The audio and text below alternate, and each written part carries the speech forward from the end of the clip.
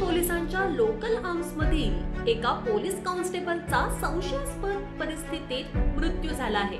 माटुंगा स्थानकाजवळ नशेखोरांनी या पोलीस कॉन्स्टेबलवर प्राणघातक हल्ला केला।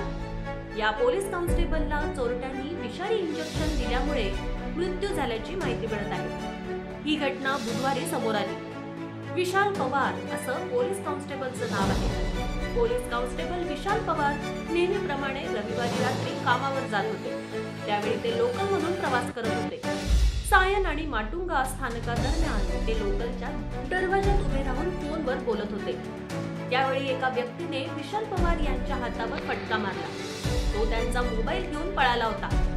मोबाईल चोराला पकडण्यासाठी विशाल पवार यांनी ट्रेनमधून उडी मारली। त्यांनी मोबाईल चोराचा पाठलाग सुरू केला होता। मात्र पुढे दबा धरून बसलेल्या चोरांनी आणि नशेखोरांनी विशाल पवार यांना घेरलं। त्यांच्यावर जीवघेणा हल्ला केला।